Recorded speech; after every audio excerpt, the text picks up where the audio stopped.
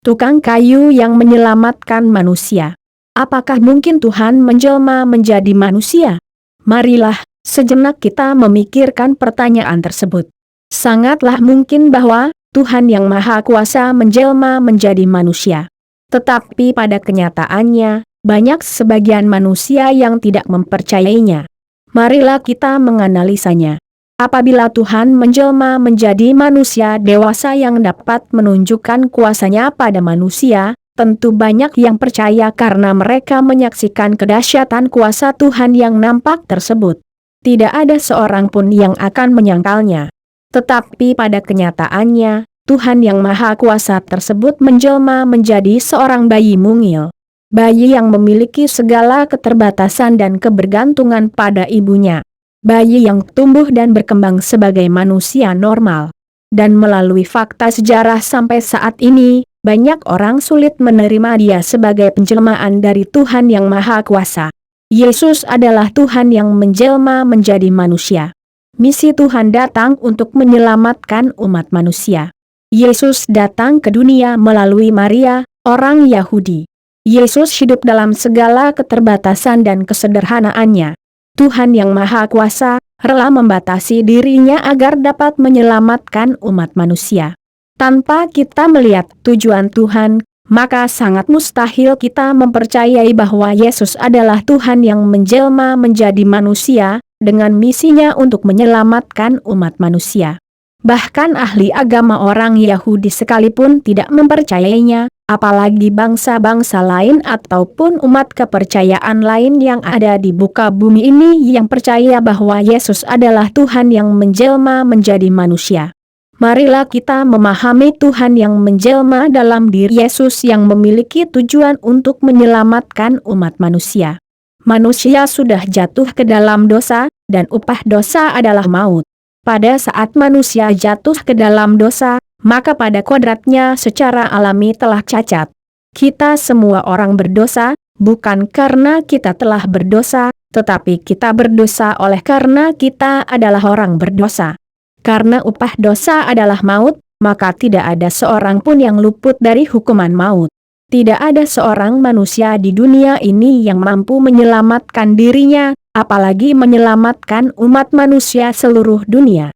Oleh sebab itu, hanya Tuhan sendirilah yang dapat menyelamatkan manusia yang diciptakannya. Kenapa Tuhan rela menyelamatkan manusia yang berdosa?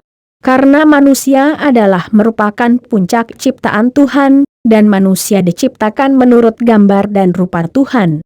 Manusia diciptakan sangat spesial berbeda dengan ciptaan lain. Malaikat yang jatuh ke dalam dosa tidak diselamatkan oleh Tuhan. Hanya manusialah yang Tuhan selamatkan. Berita yang sangat luar biasa bukan? Betapa berharganya manusia dalam pandangan Tuhan. Bagaimanakah Tuhan menyelamatkan manusia? Hanya ada satu solusi, agar Tuhan menyelamatkan manusia. Tuhan menggantikan hukuman maut yang seharusnya ditanggung oleh manusia. Tuhan harus mati menggantikan manusia yang harus binasa. Hal inilah yang sukar diterima oleh akal manusia. Bagaimana Tuhan yang Maha Kuasa dan Pencipta segala sesuatu harus mati? Tuhan tidak mungkin mati. Kalau Tuhan mati berarti dia bukanlah Tuhan. Tuhan melampaui akal pikiran manusia, jadi apabila tindakan Tuhan dipikirkan dengan akal manusia, maka manusia akan sulit memahami pikiran Tuhan. Marilah kita fokus kembali pada tujuan Tuhan menyelamatkan manusia, dan bagaimana caranya Tuhan menyelamatkan manusia. Mengapa Yesus yang adalah Tuhan harus menjadi manusia? Jawabannya adalah karena Kristus harus memenuhi tugas sebagai mediator. Satu, hanya Dia yang adalah Tuhan sejati, dan manusia sejati yang bisa menjembatani jurang antara Tuhan dan manusia. Dua, hanya Dia yang adalah Tuhan sejati, dan manusia sejati yang mau taat untuk kepentingan manusia. Tiga, penebusan kita adalah satu-satunya tujuan Kristus berinkarnasi. Karena hal-hal tersebut di atas, Yesus harus mati di kayu salib untuk menebus dosa umat manusia. Bisa saja Yesus datang ke dalam dunia sebagai seorang raja yang maha kuasa, dan menunjukkan kemahakuasaannya pada manusia agar manusia menyaksikan kemahakuasaannya dan menjadi percaya. Tetapi hal tersebut bukan tujuan Tuhan menjelma menjadi manusia. Tuhan menjelma menjadi manusia dalam wujud Yesus untuk menggantikan hukuman dosa yang seharusnya ditanggung oleh manusia. Tuhan dengan rela membatasi dirinya menjadi manusia dan rela mati di kayu salib. Pertanyaan terakhir, kalau Yesus adalah Tuhan, kenapa Yesus mati di kayu salib?